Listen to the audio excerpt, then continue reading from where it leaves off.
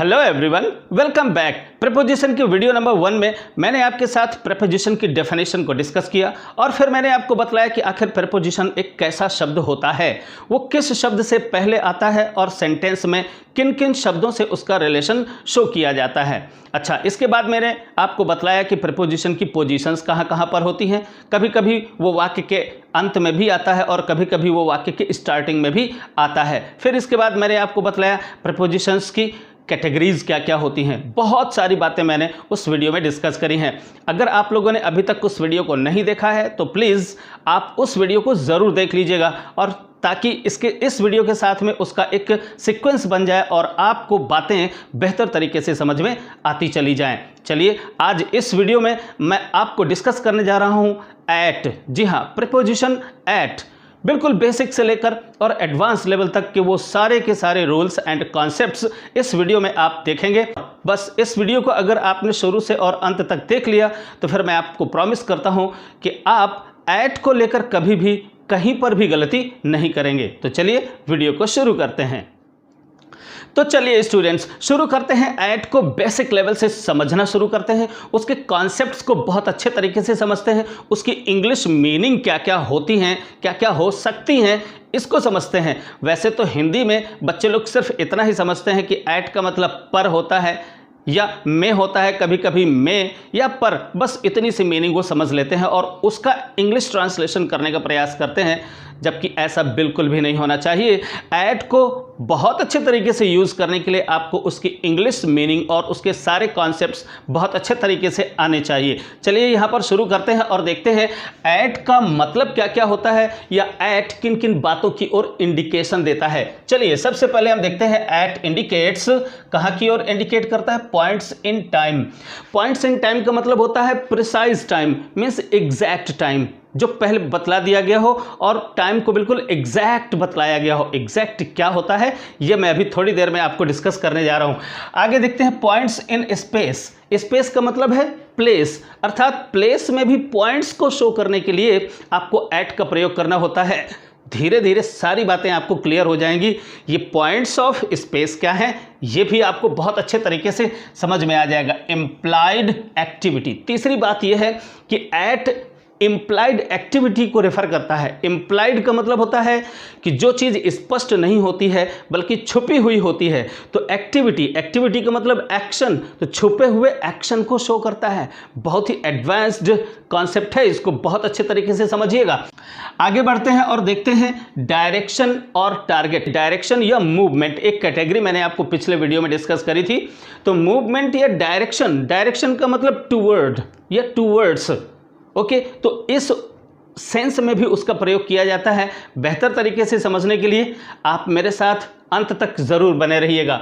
आगे बात देखते हैं क्या है ग्रुप एक्टिविटीज। जी हाँ, केवल एट नामक शब्द से ही आप एक्टिविटी को यानी एक्शन को भी शो कर सकते हैं।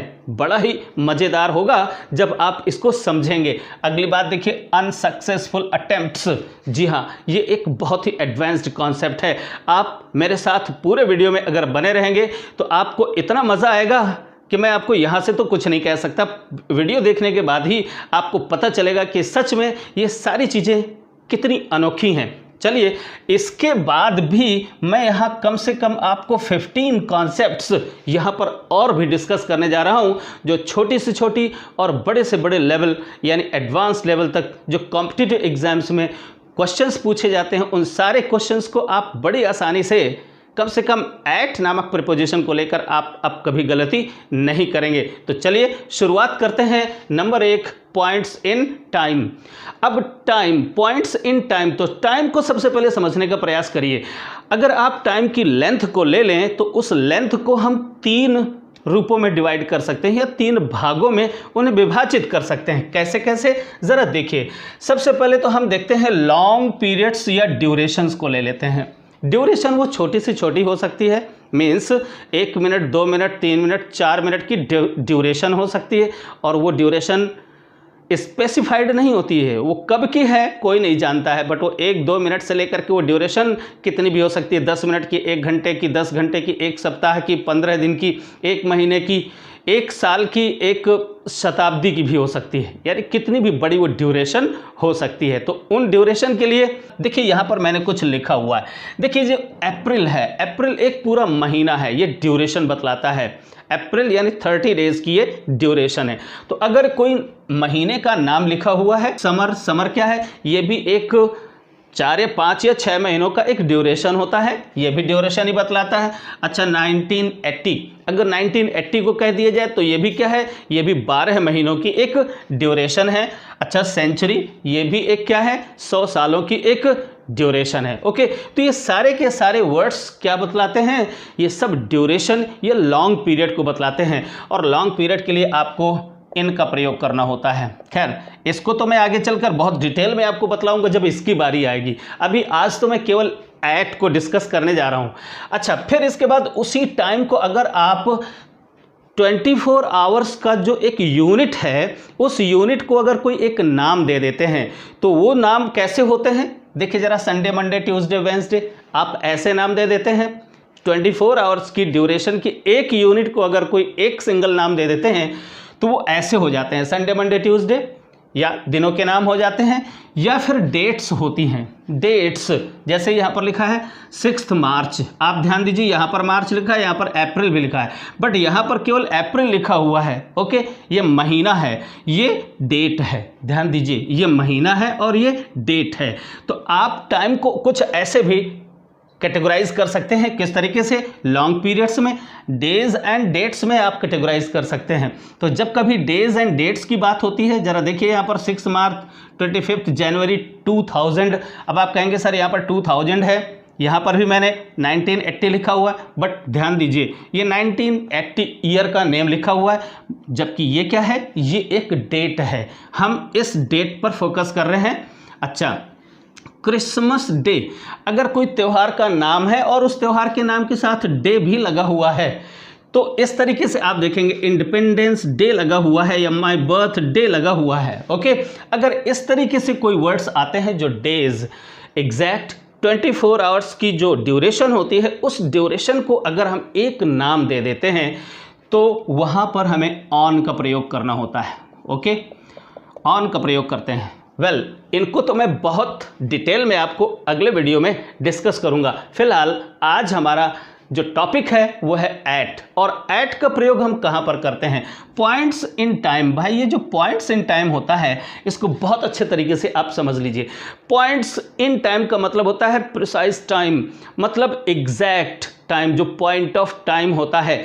पॉइंट ऑफ टाइम कैसा कैसा हो सकता है, इसको अच्छे तरीके से अपने दिमाग में सेट करिए। देखिए जो क्लॉक टाइम्स होती हैं, अर्थात घड़ी आपके सामने अगर रखी है और उसमें हम 5 o'clock की बात करते हैं, तो 5 o'clock का मतलब या 3 PM का मतलब क्या हो गया, वो क्लॉक टाइम हो गया।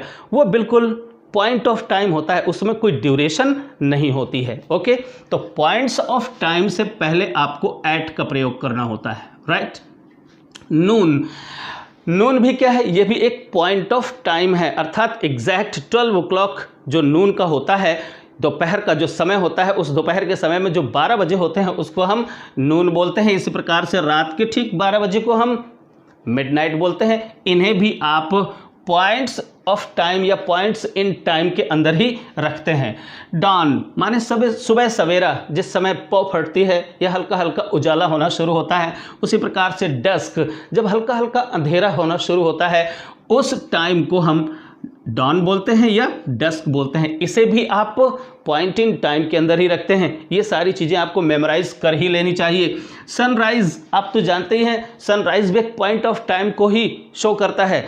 आप लोगों ने न्यूज़पेपर में पढ़ा ही होगा कि आज जो सूर्योदय हुआ वो इतने बजकर इतने मिनट पर हुआ, या सूर्यास्त इतने बजे इतने बजकर और इतने मिनट पर होगा, तो वो भी पॉइंट ऑफ टाइम ही होता है।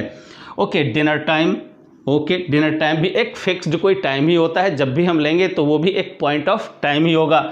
ऐसे ही बेड टाइम, सोने का भी अपना एक निश्चित समय होता है। तो जितने भी निश्चित समय होते हैं, प्रिसाइज टाइम होते हैं, उन सभी को हम पॉइंट्स ऑफ टाइम ही बोलते हैं। जब कभी हम बोलें मोमेंट, तो उससे पहले आपको एट लगाना होगा, एट प्रेजेंट। जब हम ऐसा बोलेंगे तो प्रेजेंट के लिए तो ये प्रेजेंट तो पॉइंट ऑफ टाइम होता है, लेकिन ध्यान दीजिए अगर हम यहाँ पर पास्ट या फ्यूचर की बात करेंगे तो वो एक लॉन्ग ड्यूरेशन होती है। पास्ट अब से पहले लंबा समय, बिग बैंग से लेकर अब तक का समय जो हुआ वो पास्ट हुआ। ओके, तो इन द पास्ट ही बोलेंगे हम।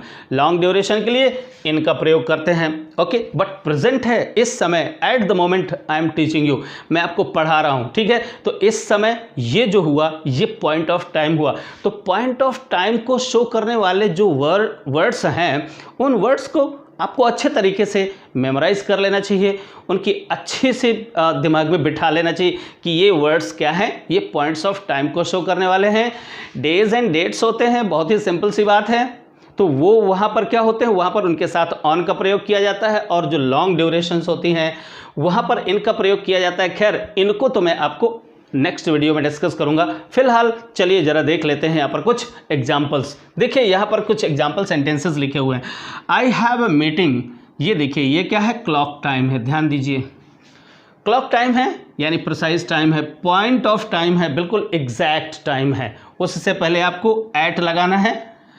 इंग्लिश में भले ही उसमें पर निकले, ना निकले, में निकले उसका हिंदी मीनिंग या ना निकले, आपको अब यहाँ पर हिंदी वर्ड्स के बारे में बिल्कुल भी नहीं सोचना है। बस एक कॉन्सेप्ट आपको अच्छे से दिमाग में रखना है कि पॉइंट ऑफ टाइम हो, क्लॉक टाइम हो, उससे पहले आपको एट का प्रयोग करना है। देखिए, Rita went home at lunch time, तो लंच टाइम भी होता है, वो भी एक प्रॉपर प्रिसाइज टाइम ही होता है, वहाँ पर भी आपको एट का प्रयोग करना है। That shop closes at midnight, देखिए मिडनाइट, उससे पहले आपने एट का प्रयोग किया। मैंने आपको बतलाया मिडनाइट क्या होती है, रात के ठीक 12 बजे के समय को हम मिडनाइट बोलते हैं। जी हाँ, उससे पहले आपको एट लगाना है। I stay with my family at Christmas. अब आप यहाँ पर अगर कंफ्यूज हो रहे होंगे कि क्रिसमस को हमने यहाँ पर डिस्कस किया था कि अगर कोई ऐसा आ जाए जैसे क्रिसमस डे, इसके पहले मैंने आपको ऑन बताया, तो ध्यान दीजिए, अगर त्योहारों के दिन हैं और त्योहारों के दिन के बाद अगर यहाँ पर डे लगा हुआ है, एट क्रिसमस डे अगर लगा हुआ है, तो फिर अब आप यहाँ पर एट नहीं लगाएंगे, क्योंकि ये क्या हो गया, ये डे की बात हो रही है। डे का मतलब 24 आवर्स की वो ड्यूरेशन है, और आप एग्जैक्ट उसी दिन की बात कर रहे हैं जिस दिन क्रिसमस डे होता है, यानी 25 दिसंबर की आप बात कर रहे हैं। लेकिन अगर आपने यहाँ पर डे का प्रयोग नहीं किया है, तो जितने भी त्योहारों के जो नाम होते हैं या छुट्टियों के जो नाम होते हैं, उसके बाद अगर आप डे नहीं लगाते हो, तो एक्चुअली वो क्या होता है, वो टाइम होता है। इसका अगर यहाँ पर टाइम नहीं भी लिखा है तो इसका मतलब यही है, एट क्रिसमस टाइम। ओके, तो इसको इस रिलेशन में देखा जाता है कि वो ईयर का एक टाइम होता है, एक पीरियड ऑफ टाइम होता है। जी हाँ, पीरियड ऑफ टाइम के लिए भी हम एट का प्रयोग करते हैं, लेकिन वहाँ पर वो एक पार्ट होता है। वो क्या होता है, वो पूरे एक ईयर का एक पार्ट होता है। तो उस पार्ट के लिए हम यहाँ पर क्रिसमस टाइम, तो एट क्रिसमस टाइम या केवल एट क्रिसमस ऐसा हम लिखते हैं।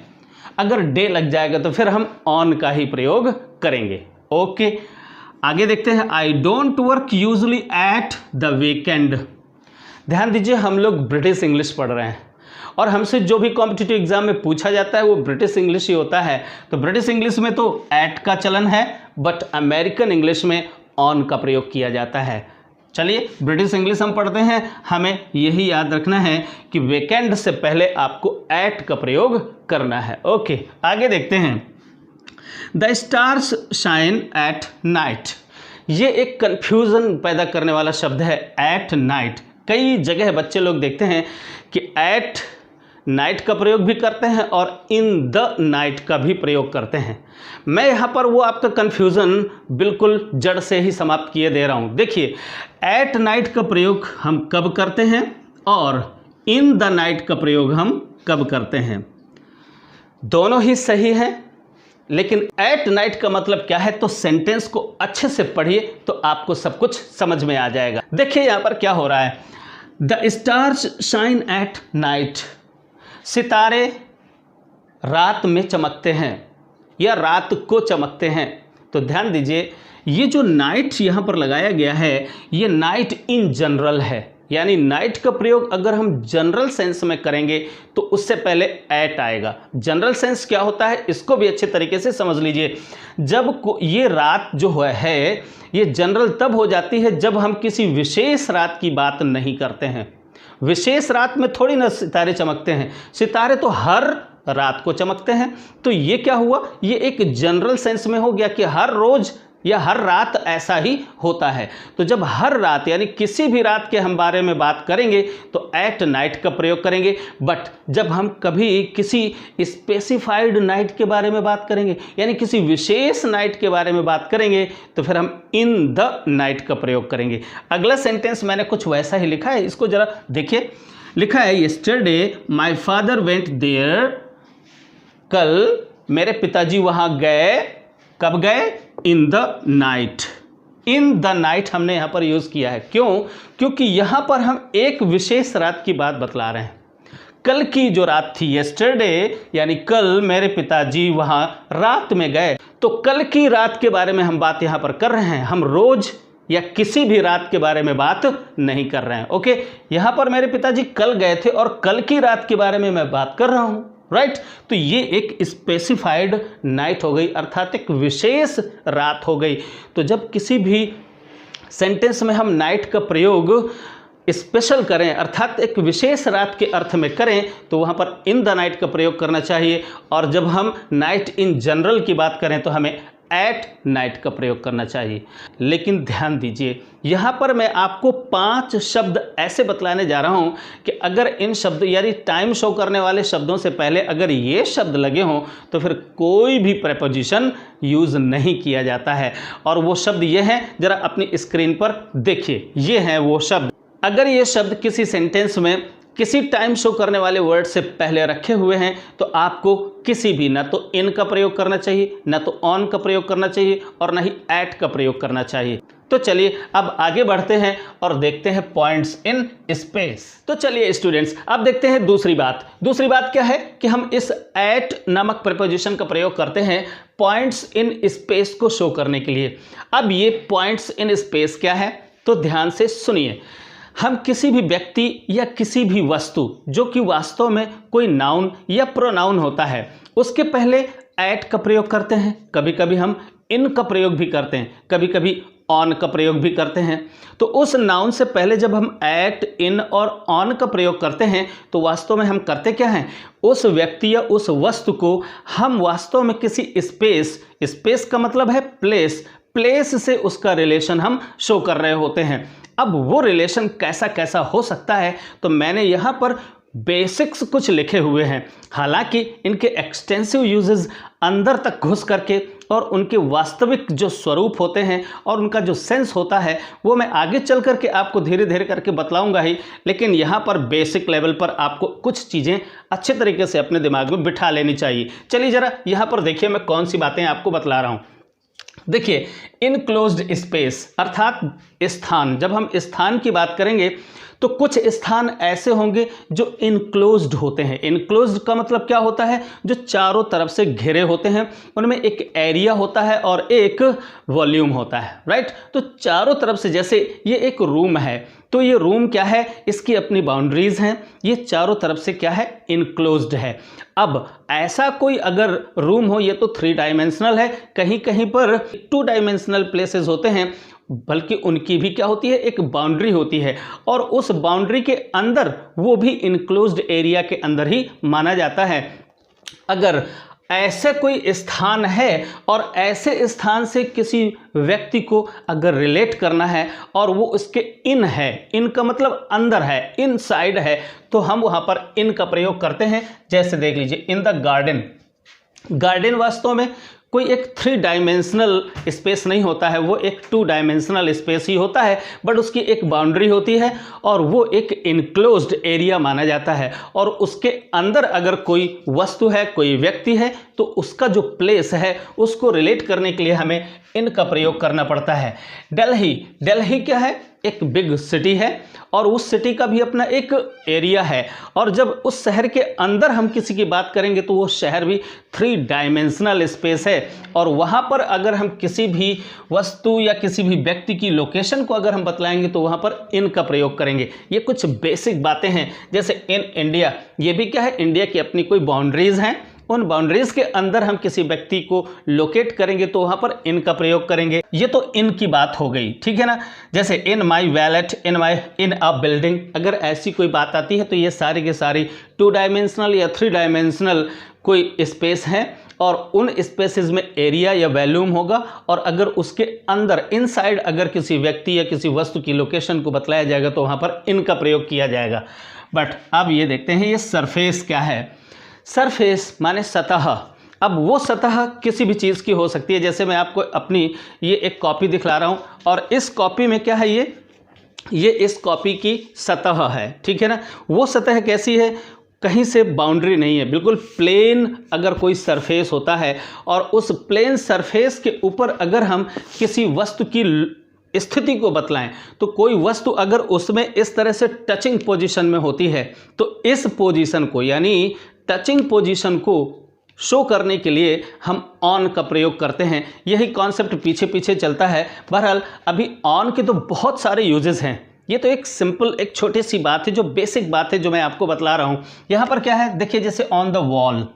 अब कोई ज़रूरी नहीं है कि वो सरफेस ऐसी ही हो। अब ये जो वॉल है, अब इस वॉल में एक्चुअली ये क्या है, ये इस वॉल की सरफेस है और उसी सरफेस पर ये बोर्ड लगा हुआ है, ठीक। तो ये बोर्ड क्या है, ऑन द वॉल है, राइट। इसी प्रकार से अगर कोई टेबल है, टेबल की सरफेस पर अगर कोई चीज़ टचिंग पोजीशन में है यानी उसको छूती हुई स्थिति में है तो वहाँ पर ऑन का प्रयोग करते हैं। तो ये तो कुछ बेसिक बातें हैं और इन बेसिक बातों को आपको अच्छे तरीके से रख लेना चाहिए। देखिए ऑन द कवर, अगर हम किसी भी बुक की या कॉपी के कवर की बात करते हैं, कवर के ऊपर कोई वस्तु अगर प्लेस्ड है, टचिंग पोजीशन में है तो ऑन का प्रयोग करते हैं। बहरहाल अभी इसमें तो बहुत कुछ बताना है, ये तो केवल और केवल इंट्रोडक्टरी एट को बेहतर तरीके से बताने के लिए मैं यहाँ पर थोड़ा सा रेफरेंस इनका दे रहा हूँ। अब आते हैं असली बात पर। असली बात क्या है, एट।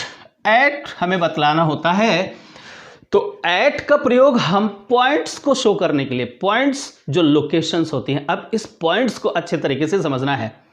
देखिए अच्छा, जो वस्तु हम या जिस वस्तु का या किसी भी वस्तु का जब हम किसी प्लेस से रिलेशन शो करते हैं तो अगर वो वस्तु इन नहीं है, हमें ये पता नहीं है कि वो इन है या नहीं, ओके, हम इन की बात नहीं कर रहे हैं। कोई वस्तु एट यानी किसी के ऊपर टचिंग पोजीशन में है या नहीं, हमें इस चीज़ को अगर शो नहीं करना है बल्कि हमें किसी एक अस्पष्ट सी स्थिति को अगर बतलाना है, किसी भी वस्तु की अस्पष्ट स्थिति को बतलाना है तो हम वहाँ पर एट का प्रयोग करते हैं और वो अस्पष्ट स्थिति लोकेशन को शो करती है, पॉइंट को शो करती है, स्थान की ओर शो करती है। वो इन भी हो सकती है, फिर भी वो लोकेशन को शो कर सकती है। तो ध्यान दीजिए, ये तो एग्जैक्ट किसी वस्तु की लोकेशन को बतलाती हैं। ऑन है तो ऑन का मतलब ये पर है, यहाँ पर ऐसा है, रखा हुआ टचिंग पोजीशन में है। इन है तो कोई वस्तु है वो किसी इनक्लोज्ड एरिया के अंदर है। बट एट कहीं पर भी हो सकता है, अर्थात इन भी हो सकता है, लेकिन हम इन की बात ही नहीं बता रहे हैं, वो अस्पष्ट है। इन भी हो सकता है, इन नहीं भी हो सकता है, ऑन हो सकता है, नहीं भी हो सकता है। तो एक अस्पष्ट सी पोजीशन होती है किसी भी वस्तु की। अब ध्यान से सुनिए कि ये पॉइंट्स किन किन चीज़ों को रेफर कर सकता है। तो चलिए ज़रा देख लेते हैं। यहाँ पर कुछ एग्जाम्पल्स, कुछ ऐसे मैंने फ्रेजेस रखे हैं जहाँ पर आपको एट का प्रयोग करना होता है और फिर कुछ एग्जाम्पल्स हैं, उनकी मदद से समझने का प्रयास करते हैं। देखिए, अगर कहा जाए eight the corner, right, the girl is weeping eight the corner. अब ध्यान दीजिए, एट द कॉर्नर हमने का प्रयोग किया। कोई लड़की वहाँ बैठे, अब इन द रूम की ही हम बात कर रहे हैं, कमरे के अंदर ही है, कोई लड़की बैठी हुई है और किसी स्थान पर बैठी हुई है, तो हम उस लोकेशन को बतलाने के लिए, अब उसकी लोकेशन वहाँ पर वो कहीं पर भी हो सकती है, कमरे में, इसमें, इस स्थान में, इस स्थान में, उस स्थान में, कहीं भी, ओके। तो हम यहाँ पर कह सकते हैं वो लड़की कोने में बैठी रो रही है, ओके, ऐसा। तो कोने में, तो मे की इंग्लिश आप इन नहीं लगाएंगे, एट द कॉर्नर, चूंकि ये क्या है, लोकेशन है, राइट। अच्छा, एट द बस स्टॉप। अब जरा देखिए, अगर बस स्टॉप की बात करी जाए तो बस स्टॉप में वह कहाँ पर है, वह अगर आप किसी से पूछते हैं तो वो कोई कह देता मैं बस स्टॉप में हूँ या बस स्टॉप पर हूँ। तो बस स्टॉप एक लोकेशन के रूप में, एक पॉइंट के रूप में वहाँ पर, तो वो लोकेट कर रहा है अपने आप को कि मैं वहाँ पर हूँ।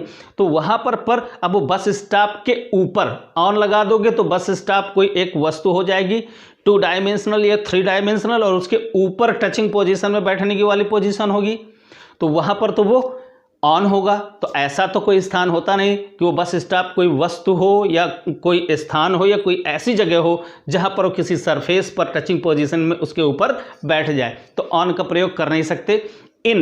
इन का प्रयोग भी नहीं, क्योंकि बस स्टॉप कोई इनक्लोज्ड 3 डायमेंशनल कोई इनक्लोज्ड या 2 डायमेंशनल कोई इनक्लोज्ड एरिया नहीं होता है। बस स्टॉप क्या होता है, ये भी एक अस्पष्ट सी ही पोजीशन, अस्पष्ट नहीं वास्तव में स्पष्ट ही पोजीशन होती है। अब ध्यान दीजिए, अगर हम पैरेलल रोड पर जा रहे हैं और पैरेलल अगर रोड पर चलते हुए और किसी एक पॉइंट पर कोई स्थान पड़ता है तो वो स्थान एट के थ्रू शो किया जाता है। ऐसा ही है बस स्टॉप। तो ये कुछ एक फ्रेजेस हैं जो आपको याद रखना चाहिए, जैसे एट द डोर। अब यहाँ पर कुछ सेंटेंस आप देखेंगे, यहाँ पर हमने ऑन द डोर, यहाँ पर मैंने पहले लिखा था ऑन द डोर, राइट। तो ऑन द डोर भी हो सकता है। अब डोर क्या है, डोर भी एक ऐसी ही सरफेस होती है और उस डोर पर अगर कोई चीज़ हमने वहाँ पर, जैसे यहाँ पर दीवार पर हमने ये बोर्ड को टांग रखा हुआ है, ऐसे अगर हम कहीं डोर पर कोई चीज़ वहाँ पर फिक्स कर देते हैं तो वो भी क्या ऑन हो जाता है। बट अगर हम किसी व्यक्ति की बात करते हैं, आदमी दरवाजे पर खड़ा है तो दरवाजे पर खड़ा है तो एट होगा, ना तो दरवाजे के इन है, अंदर नहीं है वो, और ना ही वो ऑन है, तो फिर कहाँ पर है, दरवाजे पर है। तो वो दरवाज़ा क्या हो गया, वो पॉइंट हो गया, पॉइंट इन स्पेस हो गया। तो इस यहाँ पर ध्यान दीजिए, अगर कोई व्यक्ति दरवाजे पर है तो वो दरवाजे के ऊपर ऐसे तो फिक्स नहीं किया जा सकता और ना ही दरवाजे के अंदर उसको डाला जा सकता है, ऐसी कोई पोजीशन नहीं होगी, तो वहाँ पर एट का ही प्रयोग करेंगे। ऐसे ही at the top of the page, अगर कोई एक बुक है या कॉपी है और पेज के टॉप पर है तो हम वहाँ पर eight the top, eight the bottom, at the middle, in phrases का हम प्रयोग करते हैं। इनको मेमोराइज कर ही लेना चाहिए आपको। जैसे eight the end of the road, अगर हम रोड के अंत में जाकर के, तो वो भी एक क्या होता है, वो भी एक पॉइंट इन स्पेस होता है, राइट। तो अगर रोड के अंत में जाकर, यहाँ जहाँ पर रोड खत्म होती है, वो रोड जहाँ पर खत्म होती है वो एक पॉइंट है, प्लेस का एक पॉइंट है। तो अगर ऐसा कोई फ्रेज आता है तो वहाँ पर भी आपको एट का प्रयोग करना चाहिए। एट द एंट्रेंस माने प्रवेश द्वार पर अगर कोई व्यक्ति है तो अगर कोई व्यक्ति प्रवेश द्वार पर है तो वो तो ना तो ऑन हो सकता है, प्रवेश द्वार के ऊपर तो वो टचिंग पोजीशन में नहीं हो सकता और ना ही इन हो सकता है। वो कैसा हो सकता है, एट ही हो सकता है।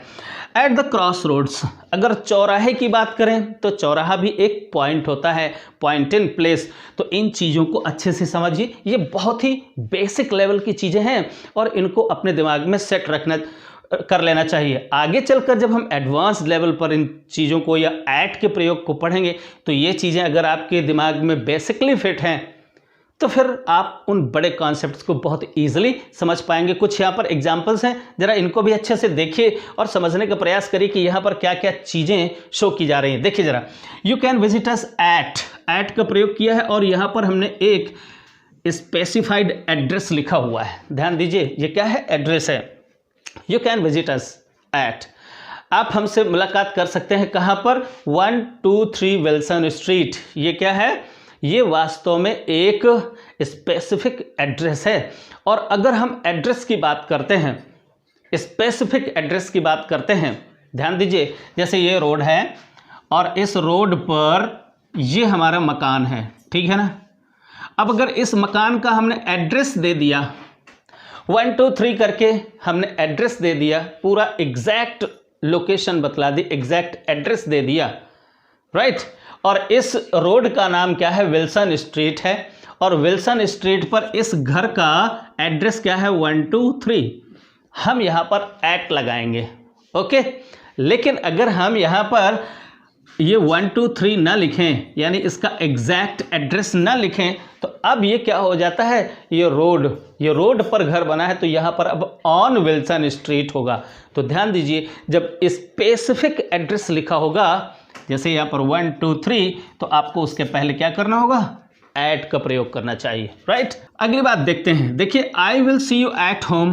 एट होम ये भी क्या है, एक स्पेसिफिक प्लेस है घर पर। ये घर क्या है, एक स्पेसिफिक पॉइंट इन स्पेस है, ध्यान दीजिए स्पेसिफिक पॉइंट है ये, एट होम का ही हम प्रयोग करेंगे। Well I will meet at school, I will meet you at school, मैं आपसे स्कूल पर मिलूंगा, ध्यान दीजिए स्कूल पर। अब इस चीज को अच्छे से समझिए, स्कूल ये एक स्थान है, लोकेशन आपको बतलाई जा रही है कि उस स्कूल के लोकेशन में मिलूंगा। अब हो सकता है यहाँ पर यह निश्चित नहीं है कि वो बंदा जिससे आप मिलने की बात कर रहे हो वो स्कूल के अंदर है, हो सकता है अंदर हो, या स्कूल के ऊपर हो सकता है, छत पर हो, कहीं पर भी हो सकता है। एट का मतलब ये है, ध्यान दीजिएगा अच्छे तरीके से, वो कहीं पर भी हो सकता है, इन भी हो सकता है, ऑन भी हो सकता है, कहीं पर भी हो सकता है। बट अगर एट कहा है तो ये निश्चित नहीं है कि वो इन अंदर ही मिलेगा कि ऑन मिलेगा, बट उस लोकेशन में मिलेगा। उस स्कूल के हो सकता है वो बाहर रोड पर ही मिल जाए, स्कूल की बिल्डिंग के पास में ही मिल जाए, हो सकता है वो स्कूल के अंदर मिल जाए। ये सारी की सारी चीज़ें इसके अंदर निहित होती हैं, बट वो क्या है, वो लोकेशन है। अगर इनसाइड ही किसी को मिलना है, स्कूल के अंदर ही मिलना है, तो बात अलग की है, ठीक है ना। तो फिलहाल जब लोकेशन के रूप में हम बात करते हैं तो वहाँ पर school, at college, at university, ऐसा हम यूज़ करते हैं। अच्छा आगे देखते हैं, the shop is at the end of the lane, ये भी क्या है, लेन, लेन माने कोई एक गली है और गली के अंत की बात की जा रही है। तो मैंने आपको पहले ही बतलाया एट द एंड ही लगता है, eight the end of the road, eight the end of the लेन, ठीक है। तो ये भी क्या है, ये भी पॉइंट या लोकेशन को बतलाता है। There is a hospital at the corner of the street, कुल मिलाकर के ये जो at the corner, at the end, at the middle या एट द बॉटम, ऐसे अगर फ्रेजेज आते हैं तो वहाँ पर एट का ही प्रयोग आपको करना चाहिए। Okay, I am at the traffic light. अब अगर कोई, मैं कहीं रोड पर खड़ा हूँ और कोई व्यक्ति मेरे को फ़ोन करता है, मुझसे पूछता है कि आप इस समय कहाँ पर हो, तो मैं कहूँगा I am at the traffic light, यानी जहाँ पर ट्रैफिक लाइट लगी हुई है, रोड पर चलते हुए ट्रैफिक लाइट जो लगी होती हैं, तो अगर वहाँ पर हूँ तो मैं वो लोकेशन बतला रहा हूँ। मैं ये नहीं बतला रहा हूँ कि मैं ट्रैफिक लाइट के नीचे हूँ या ट्रैफिक लाइट के ऊपर हूँ या ट्रैफिक लाइट के अंदर हूँ, नहीं, वो केवल क्या है, वो एक लोकेशन बतलाई जा रही है। तो आप अपनी लोकेशन को बतलाने के लिए इनफैक्ट एट का प्रयोग करते हैं जब प्लेस से किसी व्यक्ति को रिलेट करते हैं। अच्छा, अब तीसरी चीज़ देखते हैं यहाँ पर, इम्प्लाइड एक्टिविटी। अब यहाँ से शुरू होता है एडवांस्ड लेवल। ये तो बेसिक चीज़ें थी जो हर बच्चे को अपने दिमाग में हमेशा रखनी ही चाहिए। इतनी मैं उम्मीद करता हूँ कि इतनी चीज़ें आपको पहले से आती थीं। मैंने आपको बस क्या किया है, आपको एक बार याद दिला दिया है, आपके दिमाग में इन चीज़ों को एक बार फिर से ताज़ा कर दिया है। अब यहाँ से असली पढ़ाई शुरू हो रही है एट की। एक एक पॉइंट को बहुत अच्छे तरीके से सुनिएगा और समझिएगा। चलिए आगे बढ़ते हैं। तो चलिए स्टूडेंट्स, अब मैं यहाँ से प्रीपोजिशन एट पर आपको 10 to 15 ऐसे कॉन्सेप्ट्स बतलाने जा रहा हूँ, ऐसे यूसेज बतलाने जा रहा हूँ जो कॉम्पिटिटिव एग्जाम्स के पॉइंट ऑफ व्यू से बहुत ज़्यादा इंपॉर्टेंट हैं। इसलिए इनको आप नोट करते चलिएगा, स्क्रीनशॉट लेते चलिएगा। चलिए ज़रा देखते हैं यहाँ पर। अब ये तीसरा पॉइंट कौन सा है, लिखा हुआ है इम्प्लाइड एक्टिविटी। ये इम्प्लाइड एक्टिविटी क्या होती है, ज़रा देखिए यहाँ पर, समवन बिजी डूइंग समथिंग। कोई व्यक्ति कुछ करने में व्यस्त हो, लेकिन वो क्या करने में व्यस्त है ये स्पष्ट रूप से नहीं कहा गया, इम्प्लाइड है अर्थात गर्भित है। अगर उसकी हिंदी मीनिंग निकालेंगे, गर्भित है अर्थात कुछ कहा गया है, उसमें वो सेंस छुपा होता है। यानी किसी व्यक्ति के कुछ काम को करने में जो बिजीनेस है, उसकी उस बिजीनेस को यानी व्यस्तता को वहाँ पर प्रकट किया जाता है। कुछ सेंटेंसेस यहाँ पर आपके सामने है एग्जाम्पल के तौर पर। देखिए जरा यहाँ पर क्या है, ही इज़ एट प्ले। अब आप तो जानते ही हैं कि किसी भी प्रीपोजिशन के बाद अगर जो भी वर्ड रखा होता है वो नाउन होता है या नाउन के रूप में फंक्शन करने वाला एक वर्ड होता है। अर्थात किसी भी प्रीपोजिशन के बाद आने वाला जो शब्द होता है वो या तो नाउन या तो प्रोनाउन या तो नाउन इक्विवेलेंट होता है। तो यहाँ पर ये जो प्ले है, यहाँ पर ये नाउन इक्विवेलेंट के रूप में रखा हुआ है और यहाँ पर कहा जा रहा है ही इज़ एट प्ले, वह खेल पर है। आप ऐसा इसका मीनिंग हिंदी में निकाल सकते हैं, बट मैंने आपको यहाँ पर कहा कि एक एक्टिविटी है जो इम्प्लाइड है, अर्थात एक कोई क्रिया है जो अस्पष्ट है यहाँ पर अस्पष्ट है, लेकिन उसका जो रियल मीनिंग होता है वो क्या होता है, अच्छे से देखिए। ही इज़ प्लेइंग नाउ, अगर मैं यहाँ पर किसी से कहता हूँ he is at play, the children are at play, अगर मैं ये सेंटेंस बोलता हूँ तो इसका मतलब क्या है, चिल्ड्रेन अभी इस समय खेल रहे हैं।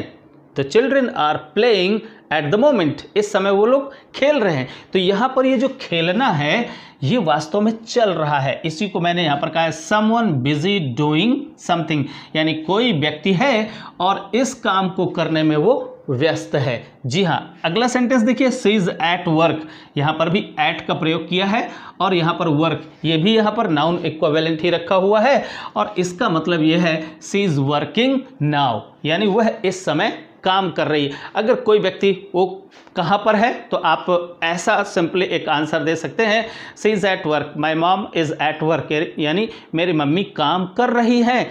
इम्प्लाइड एक्शन हो गया जो इस समय कंटिन्यूइंग है। तो आप इस सेंस को प्रकट करने के लिए भी आप एट का प्रयोग करते हैं, राइट। अब यहाँ पर आप इन ऑन का प्रयोग नहीं कर सकते हैं। अगली एक इसी तरह की मिलती जुलती एक और सिचुएशन है, वहाँ पर ग्रुप एक्टिविटी होती है। अब ये ग्रुप एक्टिविटी क्या होती है, यानी एक ऐसा नाउन होगा जो ग्रुप एक्टिविटी को सजेस्ट करेगा। देखिए ज़रा, यहाँ पर कुछ ऐसे नाउन्स हो सकते हैं जैसे पार्टी। अब ये पार्टी क्या होती है, कुछ लोगों का एक समूह होता है और उस समूह में कोई एक सेलिब्रेशन हो रहा होता है, यानी कोई एक्टिविटी हो रही होती है। तो अगर हम पार्टी नामक शब्द को कभी भी यूज़ करते हैं अपने सेंटेंस में तो वो एक ग्रुप एक्टिविटी को शो करने वाला वर्ड होता है। वैसे ही एट अ मैच, अगर कोई मैच की बात कही जाए तो मैच में, अगर स्टेडियम में मैच चल रहा है तो मैच का अगर हम प्रयोग करेंगे उसके पहले एट का प्रयोग करेंगे तो मैच खेलने में भी एक ग्रुप होता है, सो वहाँ पर भी वो ग्रुप एक्टिविटी है। लेक्चर, अगर कहीं पर लेक्चर हो रहा है तो वहाँ पर भी क्या है, एक ग्रुप एक्टिविटी है। या एक कंसर्ट, यानी कोई संगीत समारोह जैसी कोई अगर कोई सेलिब्रेशन चल रही है तो वो भी एक ग्रुप एक्टिविटी ही होता है। तो ध्यान दीजिए, इन इस तरह के जो वर्ड्स होते हैं जो ग्रुप एक्टिविटी को शो करते हैं उससे पहले आपको एट का प्रयोग करना होता है। जैसे एग्जाम्पल्स यहाँ पर लिखे हुए देखिए जरा, I did not know anyone, मैं किसी को नहीं जानता था, कहाँ पर, इन द पार्टी। अब आप यहाँ पर यूज़ नहीं करेंगे क्योंकि ये जो पार्टी है ये क्या है, ये एक ग्रुप एक्टिविटी को शो करने वाला वर्ड है, राइट। इससे पहले आपको एट का प्रयोग करना होगा, ना तो इनका और ना ही ऑन का।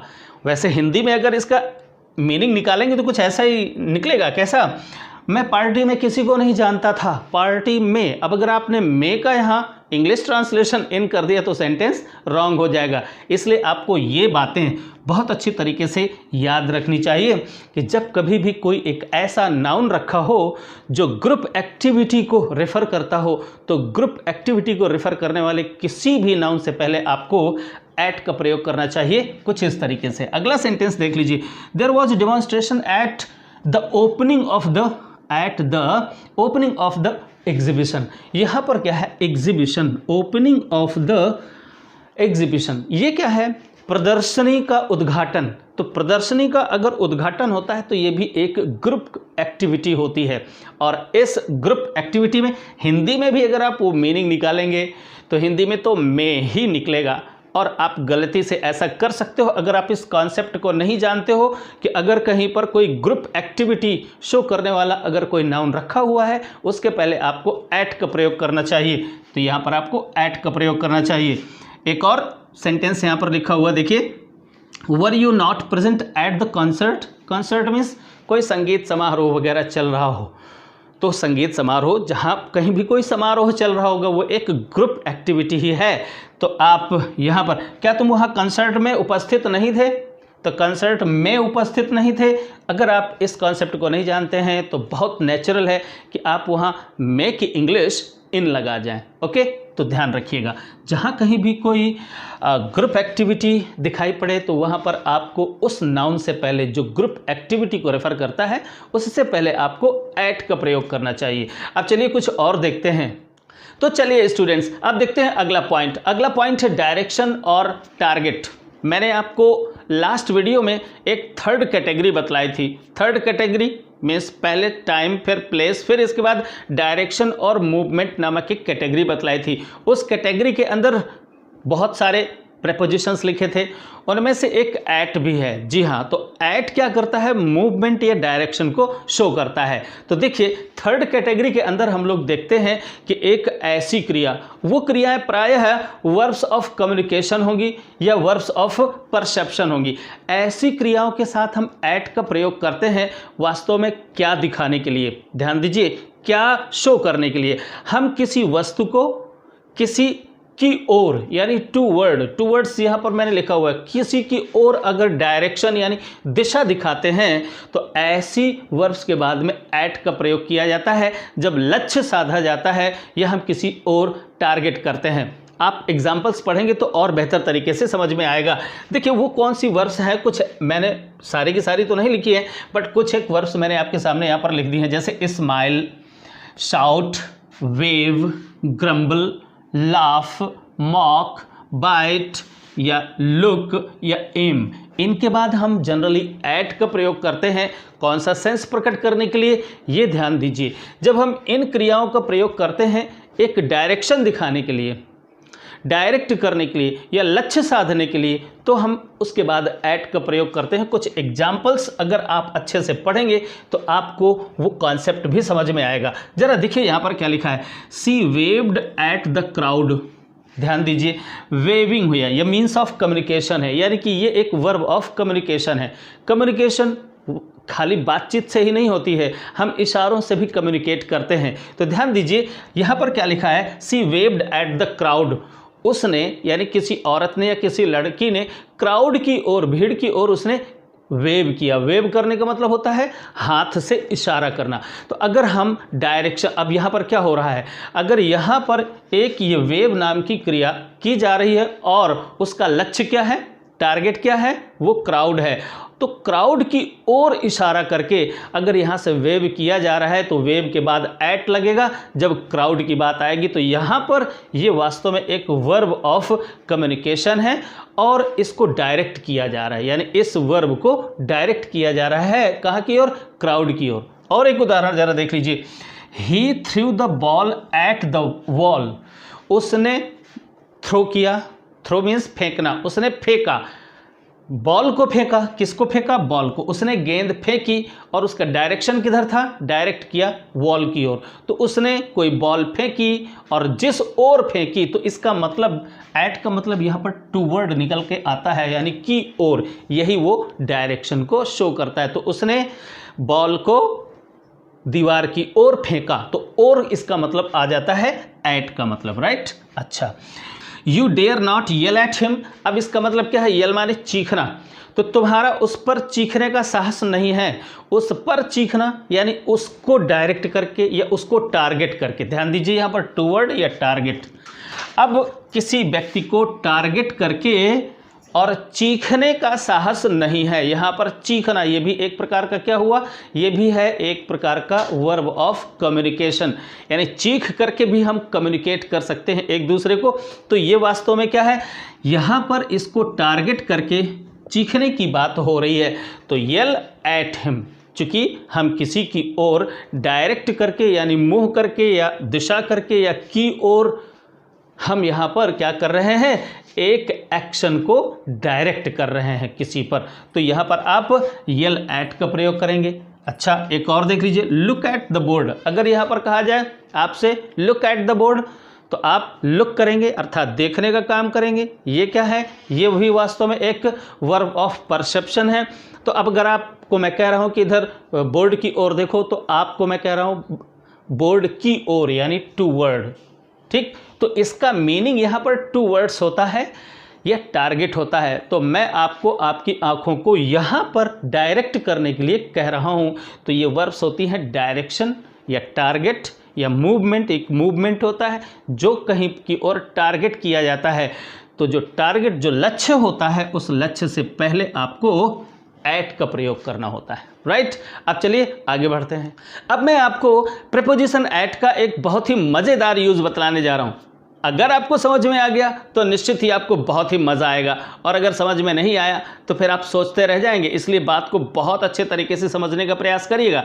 चलिए, यहाँ पर मैं आपको बतलाने जा रहा हूँ एट का प्रयोग अगर हम किसी वर्ब के साथ करते हैं, किसी ट्रांजिटिव वर्ब के साथ करते हैं, तो वास्तव में उसका मीनिंग कुछ दूसरा होता है, लेकिन अगर हम नहीं करते हैं तो उसका मीनिंग कुछ दूसरा होता है।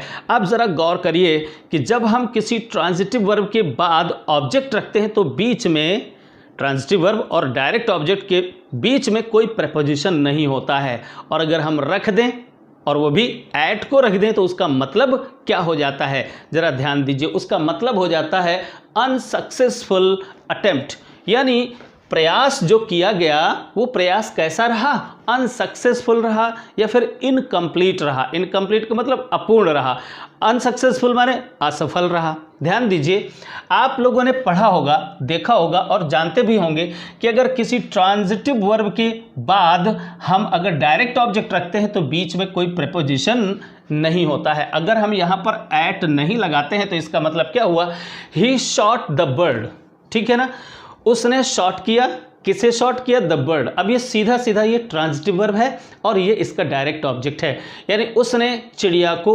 शूट किया। शूट का मतलब क्या है, गोली मारी, ठीक है ना, उसने चिड़िया को गोली मारी, और गोली मारी और गोली ने हिट किया, ये डायरेक्ट ऑब्जेक्ट है, यानी एक्शन के इफेक्ट को इसने रिसीव किया, तो ये रिसीवर है। द बर्ड यहाँ पर ये ऑब्जेक्ट हुआ। अगर हम यहाँ पर कोई प्रेपोजिशन लगा देंगे तो इसका मतलब क्या हुआ कि ये जो वर्ब है ये क्या बन गई, इंट्रांजिटिव। आप तो जानते हैं कि जब इंट्रांजिटिव वर्ब रखी होती है तो उसके बाद अगर कोई नाउन होता है तो हमें उस नाउन को उस वर्ब से रिलेट करने के लिए हमें एक प्रेपोजिशन की ज़रूरत होती है। जैसे यहाँ पर मैंने एट रखा, लेकिन इसका मतलब क्या हो गया, अच्छे से समझने का प्रयास करिएगा। अगर हमने यहाँ पर एट लगा दिया तो इसका मतलब ये हुआ कि ये जो अटेम्प्ट था शूट करने का, चिड़िया को शूट करने का जो अटेम्प्ट था वो कैसा रहा, अनसक्सेसफुल रहा या इनकम्प्लीट रहा। इसका मतलब यह है कि उसने शूट तो किया, यानी उसने गोली तो मारी चिड़िया को, लेकिन वो गोली चिड़िया को लगी नहीं, अर्थात चिड़िया मरी नहीं। ये ध्यान रखिएगा, यहाँ पर इसका यही मतलब होता है जब कभी हम किसी ट्रांजिटिव वर्ब के साथ एट का प्रयोग कर देते हैं तो उसका मतलब क्या हो जाता है कि वो जो अटेम्प्ट हुआ, यानी ये जो ऑब्जेक्ट हुआ, एक्चुअली ऑब्जेक्ट किसका हो गया, इसका ऑब्जेक्ट हो गया, ना कि इस वर्ब का ऑब्जेक्ट हुआ। ये तो अब इंट्रांजिटिव हो गई क्योंकि आपने यहाँ पर एट का प्रयोग कर दिया, तो इसका मीनिंग निकलने लगता है अनसक्सेसफुल अटेम्प्ट, यानी एक असफल प्रयास। ध्यान दीजिए, उसने चिड़िया पर गोली चलाई, चिड़िया पर गोली जरूर चलाई लेकिन वो गोली चिड़िया को लगी नहीं। और अगर चिड़िया को गोली लगी यानी एक्शन का अगर इफेक्ट चिड़िया पर हुआ तो हमें आपको यहाँ से एट हटाना पड़ेगा, तो ये बन गई एक ट्रांजिटिव वर्ब और इसका ऑब्जेक्ट बन गया ये क्रिया, राइट। तो आप देखिए बहुत मज़ेदार इसका ये कॉन्सेप्ट है कि अगर आपने एट लगाया तो वो जो ट्रांजिटिव वर्ब है वो इंट्रांजिटिव बन गई, और यहाँ पर जो गोली चलाने वाला जो काम हुआ चिड़िया के ऊपर वो कैसा रहा, अनसक्सेसफुल रहा। एक और एग्जाम्पल देखिए जरा, the cow nibbled at the grass.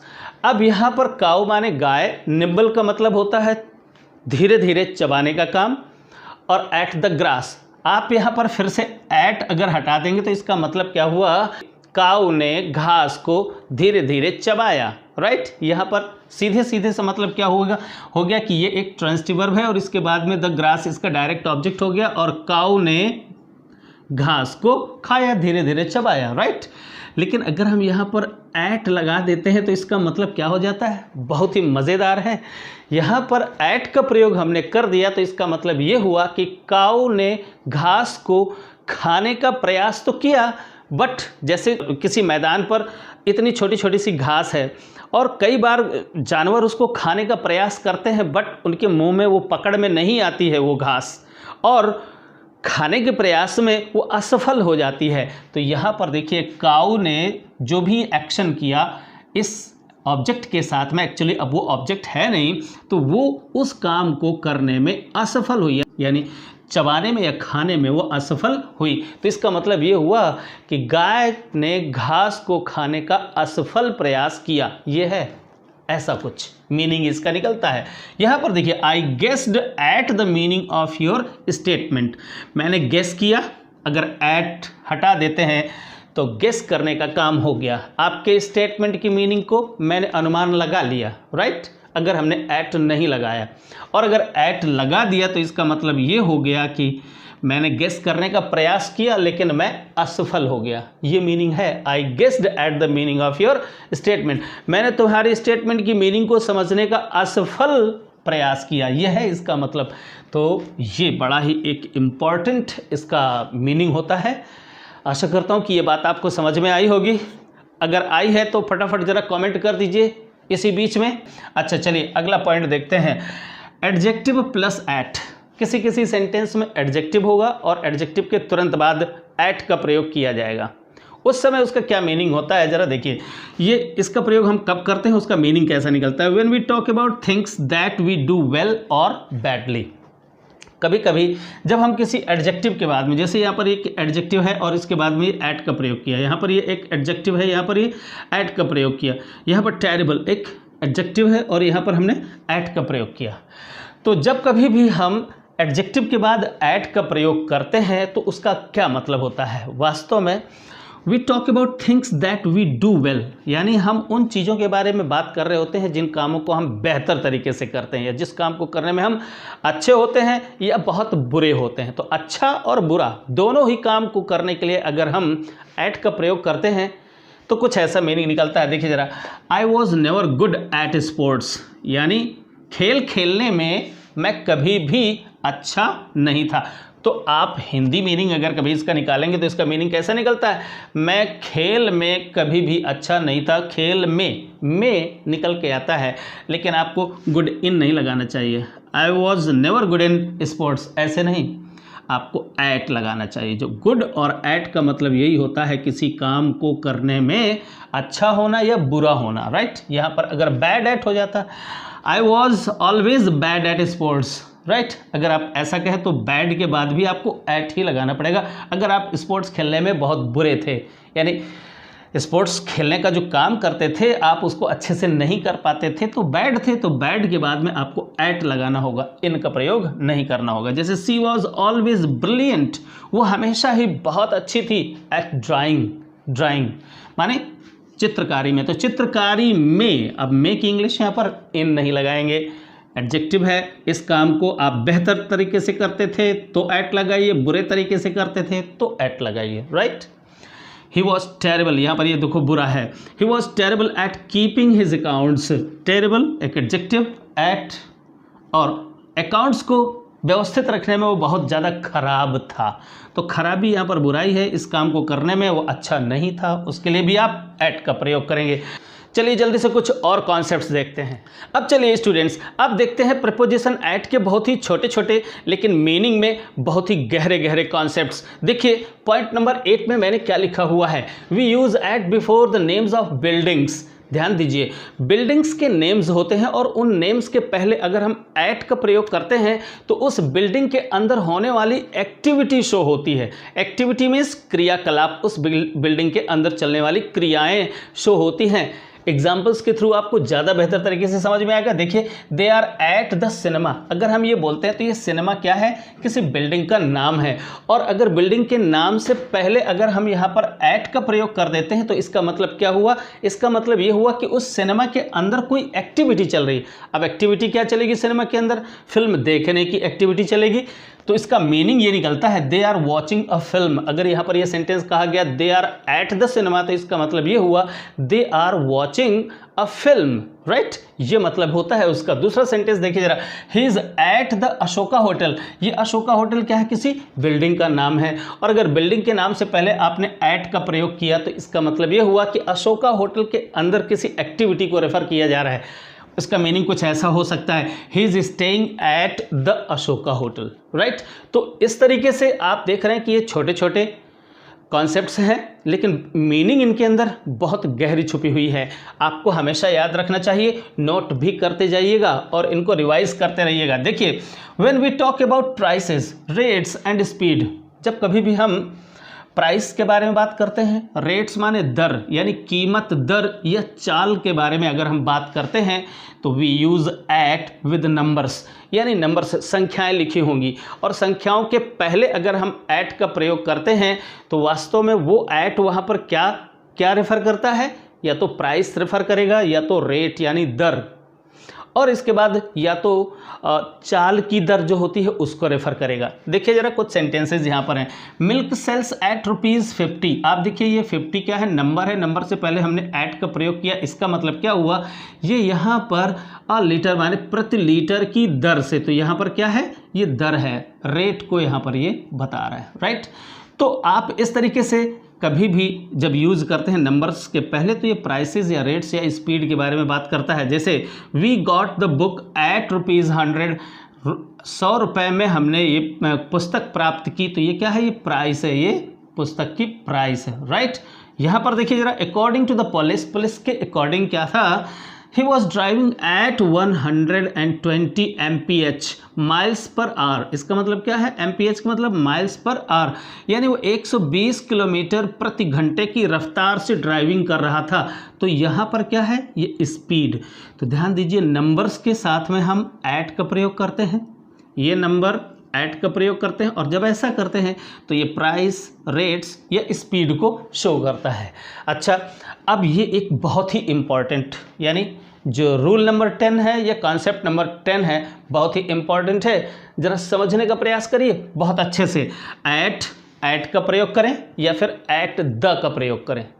कहीं पर एट का प्रयोग होता है और कहीं पर एट द का प्रयोग होता है किसी बिल्डिंग का या किसी बिल्डिंग या इंस्टीट्यूशन के नाम से पहले।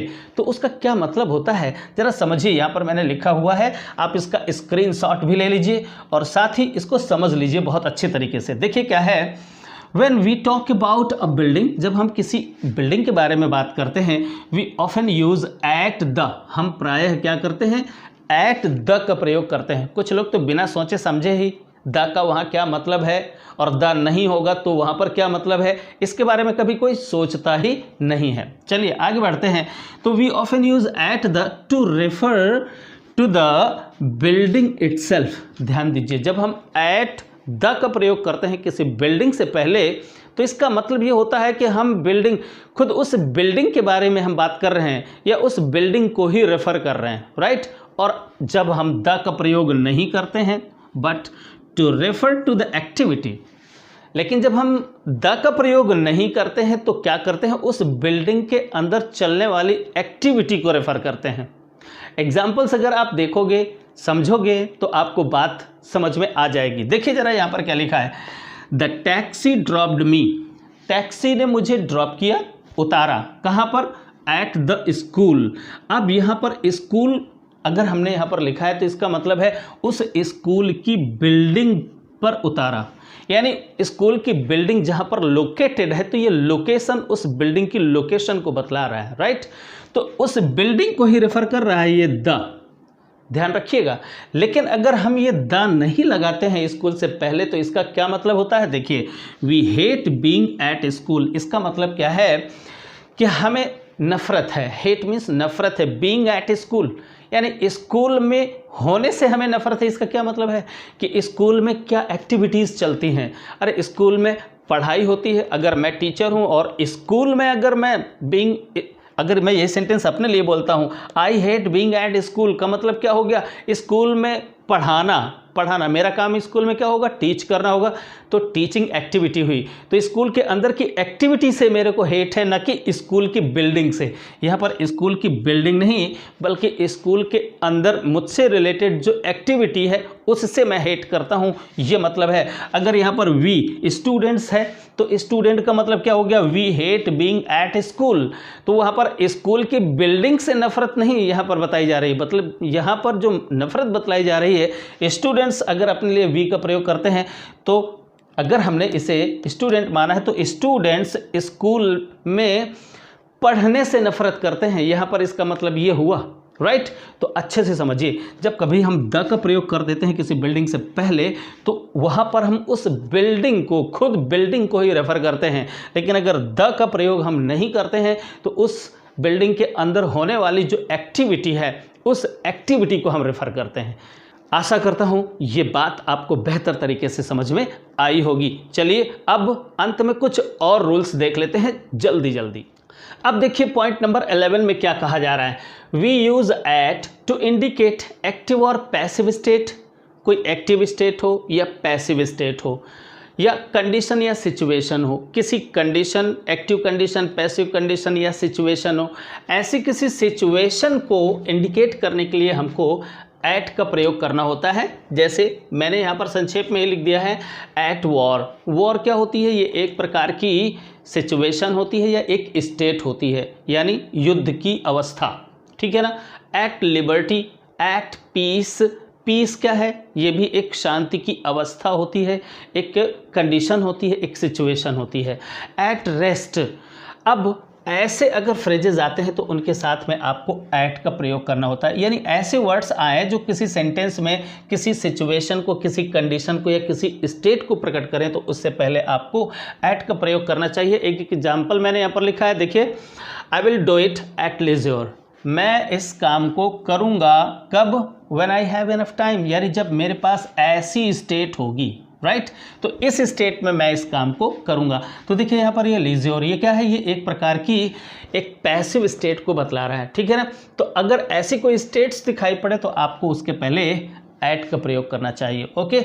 यानी फुर्सत के क्षणों में मैं ये करूँगा, तो फुर्सत के क्षणों में, तो यहाँ पर इन लेज़्योर का प्रयोग आप गलती से मत कर दीजिएगा, क्योंकि जब कभी भी हम किसी स्टेट, कंडीशन या सिचुएशन की बात करते हैं तो उससे पहले आपको एट का प्रयोग करना होता है। याद रखेंगे इस बात को। अच्छा, आगे देखिए, we use at to indicate cause और रिस्पॉन्स। कई बार सेंटेंसेस में एक कॉज लिखा होता है या रिस्पॉन्स लिखा होता है, तो उस कॉज या रिस्पॉन्स को शो करने के लिए हमें एट का प्रयोग करना पड़ता है, ठीक है ना। जैसे कॉज को शो करने के लिए आप कई प्रकार के प्रपोजिशंस यूज़ करते हैं, यहाँ पर एट का प्रयोग भी करते हैं। देखिए ज़रा कैसे। वी वर डिलाइटेड, हम प्रसन्न थे, खुश थे। किस बात पर खुश थे? यानी ये the idea of going to America, यानी अमेरिका जाने का जो विचार था, तो अमेरिका के जाने वाले विचार पर हम खुश थे, ठीक है ना। तो ये क्या है? ये वास्तव में एक विचार है जो कि कॉज प्रकट कर रहा है, किसका? खुश होने का कॉज। तो उस कॉज को रिफ्लेक्ट करने के लिए, रेफर करने के लिए आप यहाँ पर एट का प्रयोग करेंगे, ओके।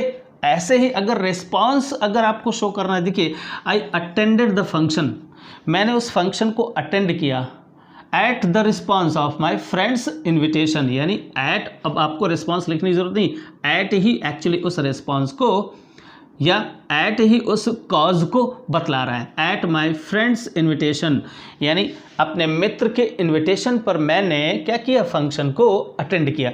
तो इस तरह का ये जो रिस्पॉन्स है या इस तरह की कॉज को रेफर करने के लिए भी आप एट का प्रयोग ऐसे कर सकते हैं। एक और चीज़ देखिए, we use at to indicate age और पोजीशन इन टाइम। अब देखिए, जब हमें किसी की एज बतलानी हो या फिर समय में किसी की पोजीशन को बतलाना हो, तो वहाँ पर हमें एट का प्रयोग करना चाहिए। देखिए, जैसे माई ग्रैंड मदर डाइड, मेरी ग्रैंड माँ डाइड कब मरी? At the age of 70, okay. तो जब आप एज को रेफर करें या फिर टाइम में किसी पोजीशन को आप रेफर करें तो उससे पहले आपको क्या करना चाहिए? एट का प्रयोग करना चाहिए। जैसे ही विल रिटायर एट 65, वह 65 की उम्र में रिटायर होंगे, ऐसा। I left college eight 22। तो आप देख रहे हैं कि इस तरीके से अगर आप एज को रेफर कर रहे हैं तो उससे पहले भी एट का प्रयोग करना है। मुझे मालूम है कि अभी मेरे पास कुछ और भी पॉइंट्स हैं ऐट को लेकर, बट अब ये वीडियो बहुत ज़्यादा बड़ा होता चला जा रहा है। अब मैं यहीं पर इस वीडियो को समाप्त कर रहा हूँ। हाँ, अगले वीडियो में जो थोड़े से बचे हुए जो पॉइंट्स हैं मैं बीच में कहीं ना कहीं ज़रूर डिस्कस कर दूँगा, वो भी बहुत ज़्यादा इंपॉर्टेंट है, इसलिए डिस्कस मैं ज़रूर करूँगा। मेरे साथ आप बने रहिए अगले वीडियो में और इस पूरी सीरीज़ में भी बने रहिए, ताकि आपको सारे के सारे जितने भी प्रेपोजिशंस हैं उनके सारे यूजेस, ना सारे यूजेस तो ऑलमोस्ट सारे यूजेस मैं आपको यहाँ पर बतला ही दूंगा। तो चलिए अब मिलते हैं अगले वीडियो में जल्दी से, लेकिन जाने से पहले एक लाइक ज़रूर कर दीजिए, अपने फ्रेंड्स के बीच में इसे शेयर भी कर दीजिए, और अगर आप नए हैं तो फिर वेट किस बात का, जल्दी से सब्सक्राइब करिए और बेल आइकॉन को दबा करके और ऑल ज़रूर सेलेक्ट कर लीजिए। Thank you very much.